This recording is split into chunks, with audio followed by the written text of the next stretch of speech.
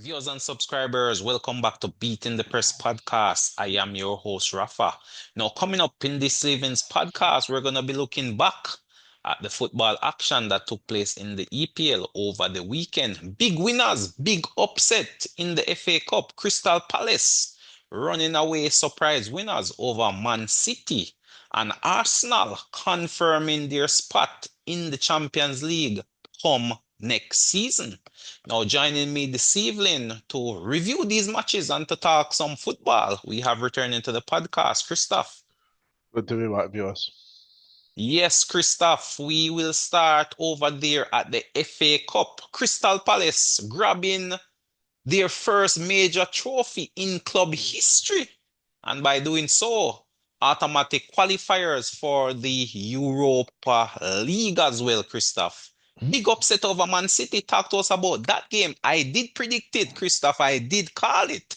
Yeah, yeah, you can. I'm not sure it's a big upset. The Man City this season has been quite poor ever since losing Rodri. I think it's probably a very damning end to Man City's season, especially when you consider that Man City spent more than the entire league combined in January on signings to try and stem the bad form. So it's very, very damning. Um, while I believe there is, enough goodwill in the bank for Pep Guardiola, I think there should potentially be an inquisition as to what happened to them this season internally. Oh, I'm not sure that will happen. I mean, it's clear for all to see. I think the midfield ran out of legs, really. And I mean, speaking of this game, City did get the opportunity to come back into this one from the penalty spot. New signing. Marmoush, keeper coming up with a massive save in that one. Henderson, former goalkeeper of Manchester United, now plying his trade over there at Crystal Palace. He came up with a hero's save from that penalty, and pretty much from there, Crystal Palace held out, scored the first goals. A brilliant goal, I must say, through Eze. That man again, the man I've been touting, Christoph, the man I believe Arsenal should go all out to sign and add him to that Arsenal attack. But he was the man who came up with that winning goal for Crystal Palace, and they were good value in terms of maintaining a defensively sound performance and keeping Man City at bay. But as predicted in the preview show, I just felt it was just a up and down season for Man City, up and down, win some, lose some, draw some, and they came up short again in this final. In fact, I think Crystal Palace was quite deserving of this victory, and as I mentioned, it would have just band-aided over the issues over there at Man City. The midfield pretty much run out of legs all season. Kevin De Bruyne, shadow of himself. Bernardo Silva, likewise. Add to that, as you mentioned, the injury to Rodri. Foden have been off the pace all season as well. Can't seem to stay fit when he's in the team. Same thing, Grealish in and out. Pep searching for the right combination, the right balance in that team. Defensive issues, injuries, etc. And it was just another culmination of poor form from Man City. Haaland coming back into the team, but I thought that would have upsetted the balance of the team, and so said, so done. I thought Pep should have just held him at bay and continue with the formation and team he has been using over the last couple of games. The results there have been mixed, but I would say they were a step in the right direction. But congratulations to Crystal Palace, deserving of their win. Good tactics, good energy in their midfield, good fight. And they were hungry for this one, lifting the club first trophy. Many of those players have gone down in history with Crystal Palace. And Eze has firmly cemented himself as the talisman, Christoph. What's your thoughts on Eze? I'm saying Arsenal should go out and get him. What says you? I don't know if Arsenal should go out and get him or not. There is this thing called the English tax. It's not always worth paying.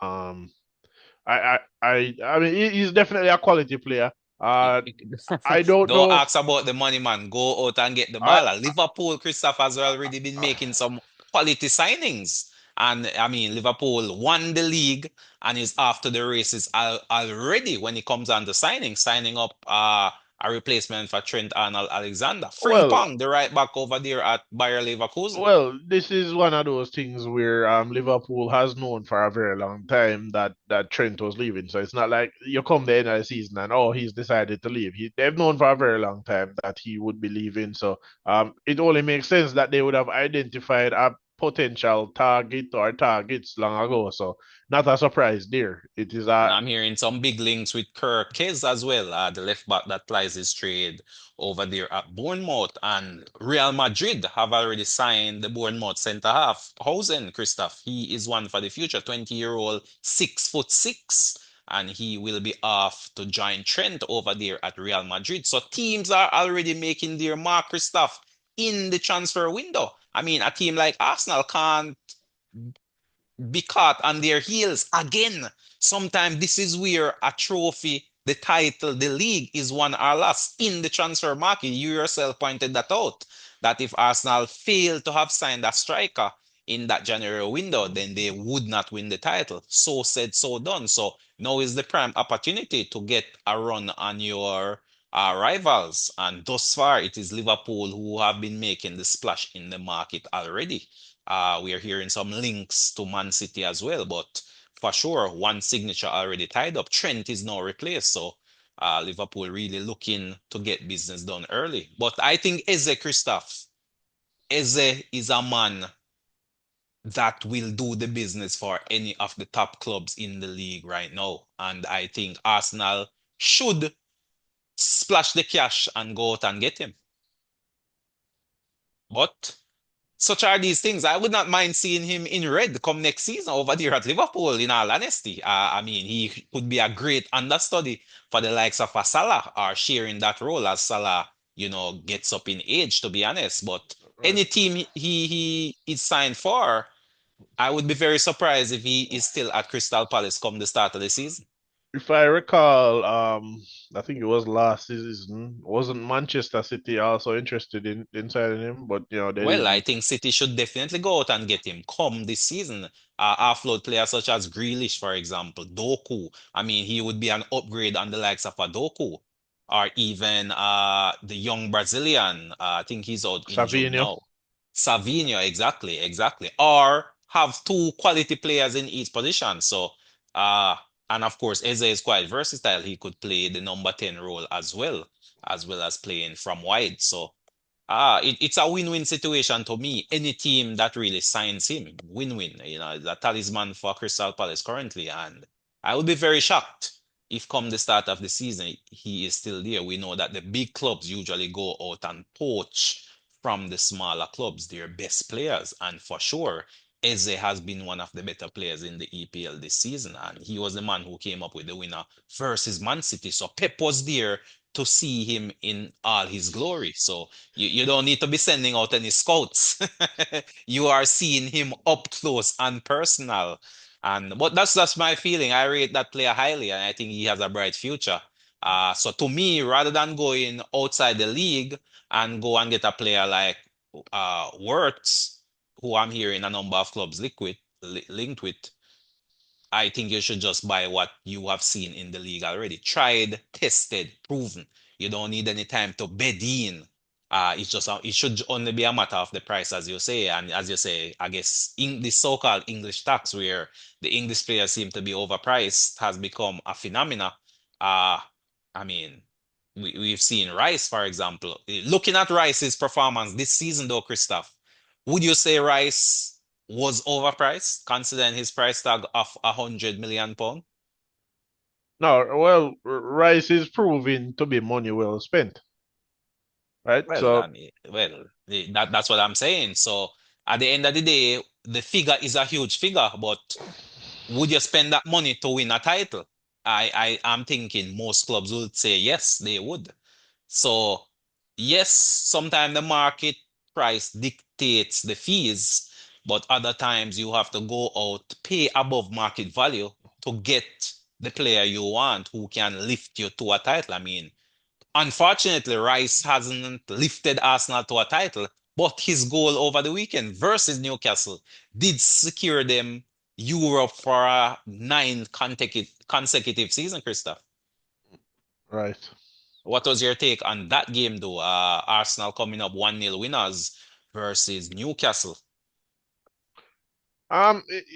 It's one of those games where, watching it, you saw where Arsenal was definitely the better team and creating the better chances, but the lack of penetration from not having a striker was evident. Whereas Newcastle, while they looked second best, they did look energetic, all right, but they looked dangerous, looked deadly, they looked hungry for to win that game. But they were, held off. Kiwi, or you would say, have had a fantastic season so far, having been called in for the injured Gabriel. Um, I think maybe next season Arteta will do better to rotate him into the squad next season so we can avoid these injuries. But the Arsenal Yeah. defense did very well in that game, I think, to Well, stop Newcastle. I must say credit to Rhea.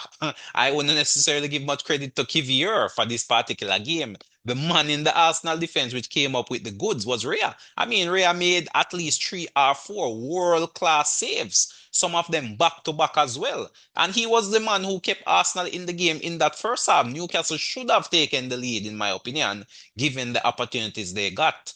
And they failed to take the lead, and it came back to haunt them. But Rhea, Christoph, he was the man. Granted, he did make a couple errors himself, especially in that second half. But in the first half, he was the man who kept Arsenal in the game by coming up with at least 4 to 5 fantastic saves, world-class saves, in all honesty. So credit to Um, Rhea.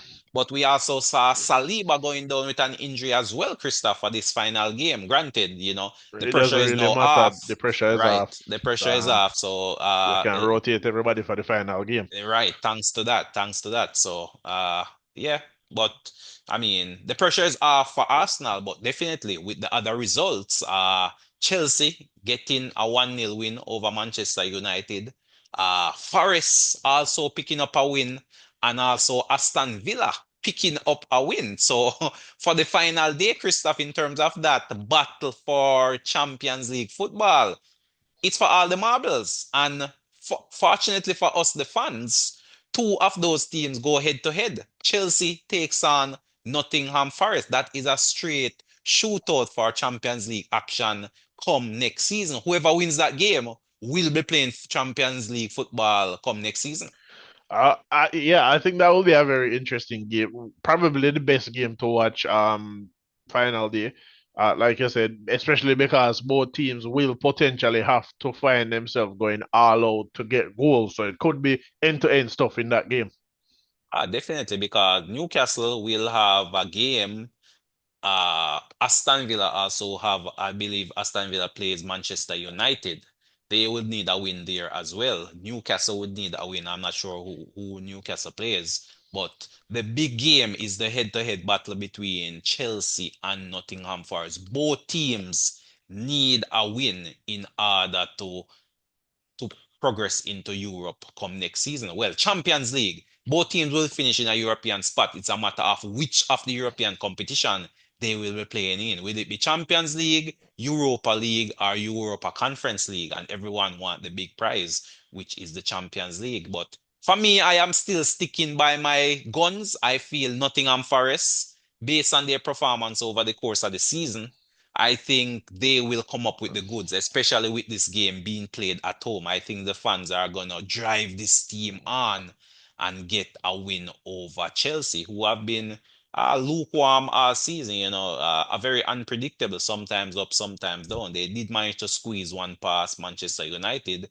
in their last game, but I just feel my gut instincts is that New Forest will get the win and will secure what would be a massive Champions League spot for them. I think Chelsea will just come up short.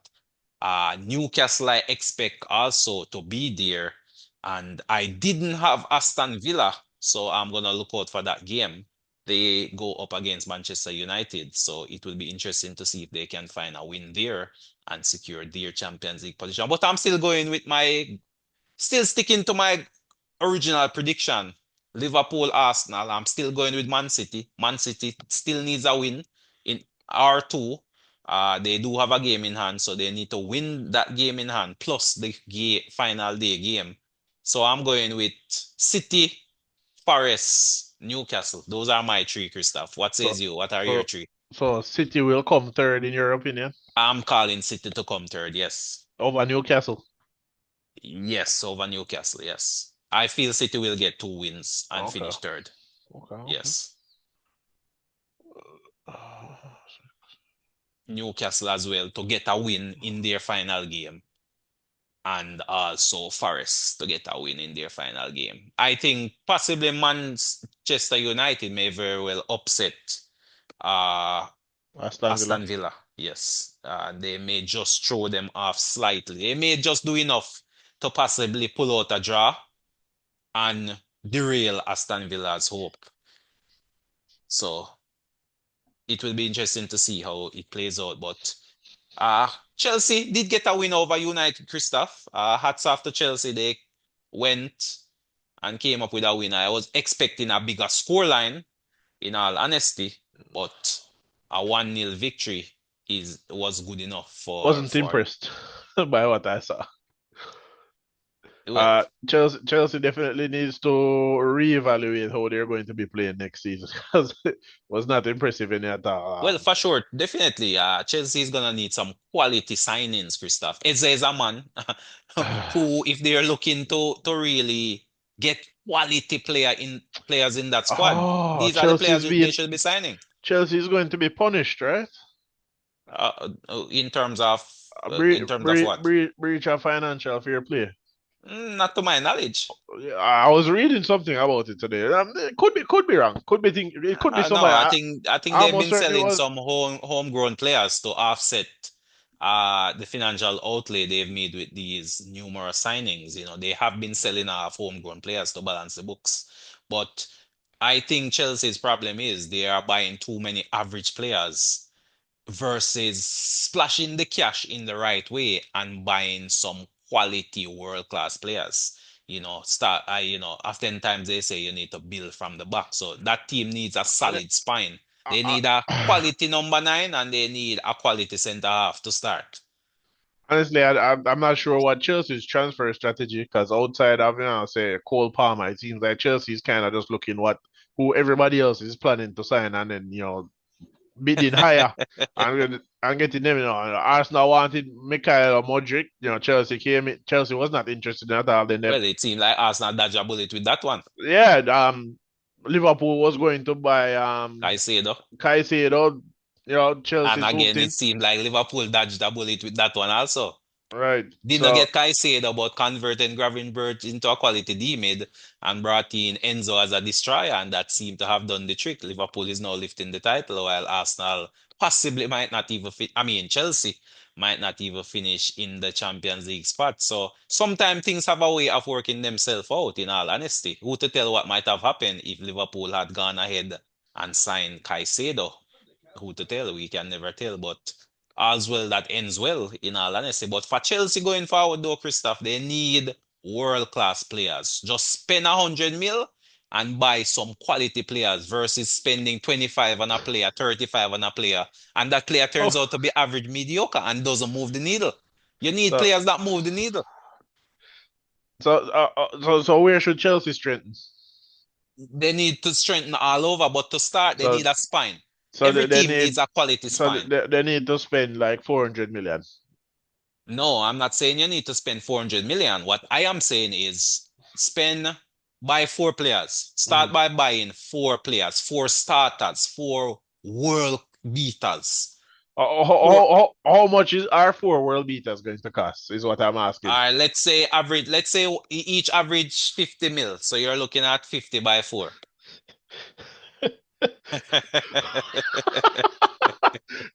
I know when So you're I so you're don't know looking when at what? You're looking at 200 mil. I don't know when last I see a player going for 50 million. Yeah, but you can look around Europe. You can weave and deal, swap deals, loan deals. You can make deals and get in the quality player you need. I mean, sometimes it's not all about the upfront costs, but to me, you need starters. You don't need squad players. You need players who are going to go in the team and command a starting spot. So you need a spine. So in terms of a spine, you need a goalkeeper to start, a quality goalkeeper. You need a quality centre back. I would say a number nine and a quality midfielder. So those are the four spots I would look to strengthen right off the bat. Goalkeeper, centre back, central midfielder, and a number nine. Someone who can get you the goal, put the ball in the back of the net. And then you build from there. You wheel and deal, get rid of who you need to get rid of. Maybe some loan deals, some swap deals, whatever the case is. But you need to bring in starters. Otherwise, you're gonna have a subpar season, much like this one, where you maneuver along and you possibly finish anywhere between, well, not first, but you can finish anywhere between third to eighth. That's pretty much where Chelsea is. They're not a top four team per se. Going into the season, you're still going to be trying to be battling to get in the top four, as opposed to looking at it and saying, yes, they are an automatic top four team. You're still gonna be battling, fighting. I mean, at this juncture, we could easily say Liverpool and Arsenal should be there, thereabouts in the top four. And you can say that with some level of confidence just by the players they have in their squad currently. And then if these teams go out and strengthen, it only solidify them further in terms of finishing in that top four position and challenging for the title. I mean, looking at Chelsea now as they are constructed, you would not say going into next season Chelsea is going to be challenging for the title, Christoph. No, you would be Honestly, looking at Liverpool and Arsenal at this point. Come the end of the season, those are the two teams you will be saying, yes, those two teams should be challenging for the title. And of course, they are going to be looking to strengthen over the summer as well. Depending on how well Man City strengthen, then Man City may enter the conversation. But as is now, I would not necessarily put City in the conversation to say be challenging for the title. They definitely need to do a few deals, get in some quality players, get back those players who are injured, get them fit, and see where they are, and then we might have a conversation. But for sure, City need to make some signings to replace the likes of a Kevin De Bruyne, for example. We are not sure how Roger will be if and when he gets back. So that's another position you need to look at. And of course, on the flanks, Haaland is there. Marmoush, I think, is a good signing, but the likes of a Doku and Doku is just hot and cold. He's more like a squad player. You bring him out for the games versus the lesser teams when you're in the cup, Christoph, but not a man to be starting week in, week out. So you're looking for a winger, and I mean the likes of a Grealish seem to have outlived his usefulness as well. So you should be looking to offload some of those players.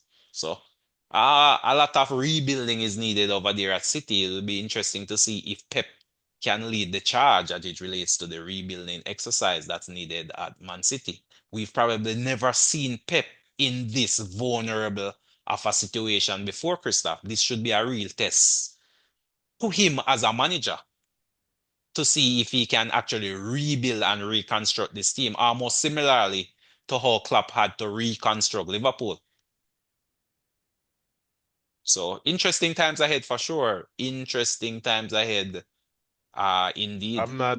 What I would say about that, I'm not sure how hard the test is when you have unlimited resources, to be honest. I'm not sure. I don't think at this point City has unlimited resource. Remember financial fair play. So Yeah, there's it's financial not fair it's play, not but like the City of before, which is probably why I think teams have reigned in Man City because the playing field has become a bit leveler. Not to say it's fully leveled, but the big outlay of funds that Man City could have made early on when they were first taken over by the Isle Giants, they can't make that again due to financial fair play. The same thing when Abramovich first bought Chelsea. I mean, funds was almost unlimited. Mourinho was just given money to say, hey, buy who you want, get the best player possible. So that's no longer the case with the implementation of financial fair play. You have to balance the books. So if you're gonna buy, then you're gonna have to sell. And that is where homegrown players, those English players, so to speak, Christoph, the English tax, that's where it comes in handy when you're looking to buy, then selling off a homegrown player is straight profit. So it balances the book and you're not in breach of financial fair play. So That is why academies and such have become an important staple in English football currently. So the more players you can get coming through the academies into the first team, and then possibly selling these players off or utilizing them in your first team, which saves you the money of going to shell out millions to get a player, then we see Liverpool, for example, with the likes of Jones, Elliott, Bradley. These are players who are brought up. Even Trent himself came up through the Liverpool academy and have gotten into the first team and are making solid contributions. So maybe teams in England need to take a leaf out of the Liverpool book in terms of how it should be done, in terms of graduating players. That was Arsenal back in the day, Christoph. What has happened to the Arsenal Academy? Are they no longer churning out quality players? I think there are some quality players in the academy. I don't know if it's a case where Arteta is reluctant to play them. Well, Because that definitely seems to be the case. I don't think Ar Arteta trusts his squad. Arsenal, in the last couple of years have invested heavily into the academy and revamped their academy in the last couple of years. But we see Saka, Wanyery and Skelly this season. So I don't know. I think Arteta some a discussion probably needs to be had with Arteta about playing these youngsters. Even in cup games, the Caballero Cup, Arsene Wenger used to always play the academy players, the reserve players used to be the ones who play the Caballero Cup, and then if you get down further in the competition playing bigger teams, then he rotates in the starters into the side. Yes, yes. I mean, Arsenal was definitely the light at the end of the tunnel back in the day when it came on to the graduation of the players from the academy, the likes of Theo Walcott, for example, was one of those quality players who came through. Wasn't that Uh, Arsenal youth academy product? oh, the Walcott wasn't? Walcott was from Southampton. Oh, wow. Oh, I thought Walcott came through the the Arsenal Academy. Oh, it was Southampton. Yes, I do believe Southampton is one of those teams as well that a lot of good players South came through that Southampton, academy. West Ham. Mm. Um, Yeah, I mean those the quality in these teams seem to be drying up. I mean, Southampton being relegated this season and now will be playing their trade in the Champions League. But it seems as if what happened to these clubs though, Christoph, is that the bigger clubs go in and raid their best players. And then as a result, performance drops off and teams end up being relegated.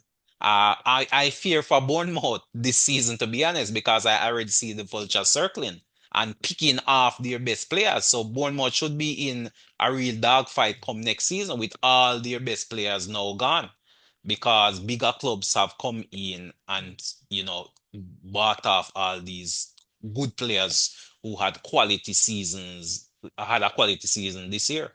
Kirkes is being linked heavily with Liverpool. He seemed to be on his way out.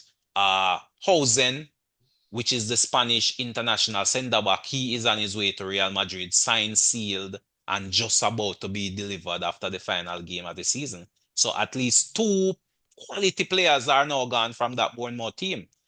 Two players who were instrumental in them elevating themselves to where they are up there in the top 10. So I fear for teams like those with quality players where the big clubs come in, buy them, and then these clubs may have a difficulty replacing them and getting similar or even better results. Brighton seem to have been a team which have found the formula and is still maintaining their position. I mean, speaking of Brighton, they did get the better of Liverpool today as well, Christoph, running away 3-2 winners. But as we mentioned, Liverpool seem to already be on holiday, Christoph. They're just seeing out the fixtures. yeah, it's like I said, if Liverpool could have forego playing any more games, they would have. So Yeah, I mean, these guys are on holiday. They're just seeing out the fixture. Their final game is at Anfield versus Crystal Palace. So I think that game they will come out all guns blazing. Should be an open affair. Crystal Palace has nothing to play for. They'll be in a celebratory mood as well, having beaten Man City to the FA Cup and can't be relegated, can't finish it, already finished in Europe by virtue of winning the FA Cup. So they're just seeing out the fixture as well. So that game should be an open affair. A man like Eze should be rising to the top. Salah maybe looking to break some records as well. So uh, it should be a high scoring game over there at Anfield, a goal fest for the fans in that one, in all honesty. So I'm looking forward to that final game just as a celebratory game in front of the home fans. But yeah, uh, Brighton, one of those teams that's, getting the business done. But the season is boiling down, Christoph. The season is definitely boiling down. What can I say? It came and went so quickly.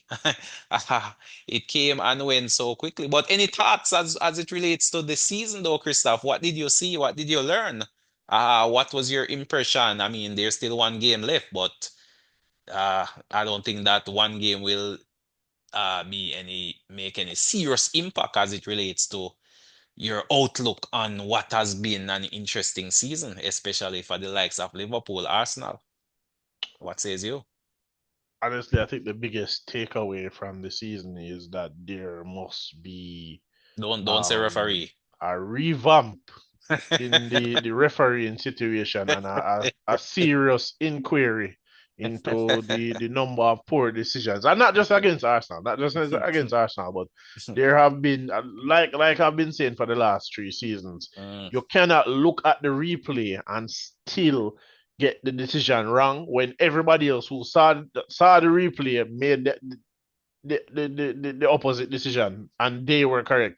You can't look at the replay 3, 4, 5, 6, 7, 8 because sometimes they're there 5, 10 minutes trying to make a decision. You cannot look at a replay multiple times and still get the decision wrong. mm. All right, there must be a serious, and I am But for isn't VAR. those decisions subjective though? I mean, you No, may see it no, as no. wrong, Right, right. but with the subjectivity of certain No, no, no. decisions The or the decision, interpretation of the law, then it's really the referee. It's not as if it's a well, offside and you're getting the offside wrong, which there's no clearly, gray area for offside. clearly, clearly, It's either the you're on or you're referees off, need but clearly all the referees need to go back to refereeing school or whatever. Everybody must sit down and come to a consensus what every single decision means. mm, So there's no room for interpretation based on referee who is no, but I refereeing. mean the Every human referee element must be has to be there and the there. No, circumstances there under which there the need law is applied. there must be about 90% consistency between the referees in terms of Well, decision making. definitely the consistency, but to me, it still boils down to individual interpretation No, of the no, no, rules no, no, no, and no, no, apply no, it to the no, no, particular no. situation. But the Uh, inconsistency, I can definitely agree with. a number of things that we've seen throughout this season is that we will see Arsenal play on Saturday. We see a tackle. We see Arsenal get ready for that tackle, and then the very next day, somebody does the exact same challenge and no card is given. All Yeah, right, I can agree there with was that a for lot sure. of that this season, Mm, and it cannot continue next season. There must be some inquiry, some inquisition. There must be punishment for repeated incorrect decisions. mm. A referee can't make 3 incorrect decisions in a game, then ref in a big game the next week. A referee, uh, every time a referee ref Newcastle, this referee ref Newcastle get a red card, or Newcastle lose a match. Those things can't fly, can't happen next Mm. season. So Every your time big takeaway is the officiating then.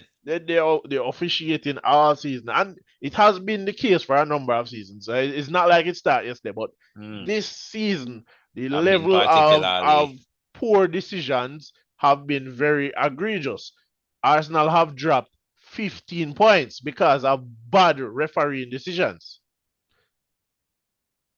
Ah, it is what it is. It is what it is. But yeah, we hear you. We hear you, and we look forward to improved officiating come next season. But for me, definitely shock winners, Liverpool. That's a prediction I didn't see coming.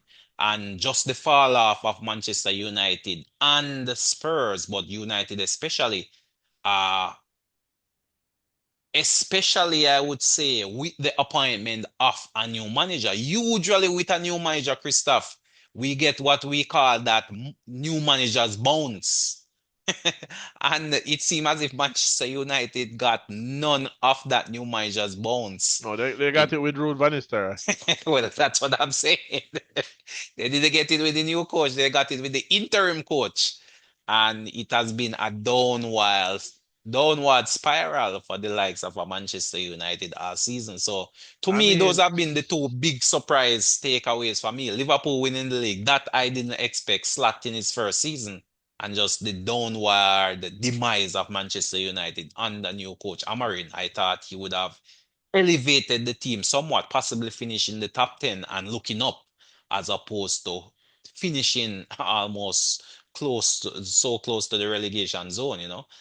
So those were two big shocks. Definitely, United should be looking to bounce back come next season, and of course, Liverpool will be looking to defend their titles, so to solidify their chances up there at the top of the table. But such are these things. But any final thoughts from you, though, Christoph, as it relates to what occurred over the weekend and just looking ahead to the final match day of the season coming up this weekend? well, looking forward to closing there, finish out it. We can finish out the season and then start preparing for next season.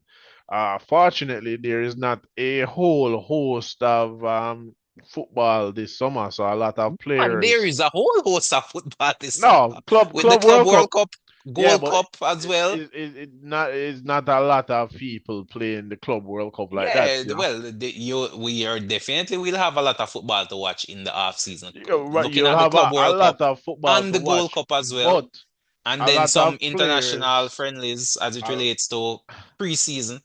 What I'm saying is a lot of players will get the opportunity to rest this summer versus last summer where there was not a lot of resting and we kind of saw that in a lot of players dropping off earlier in the season and potentially even picking up injuries.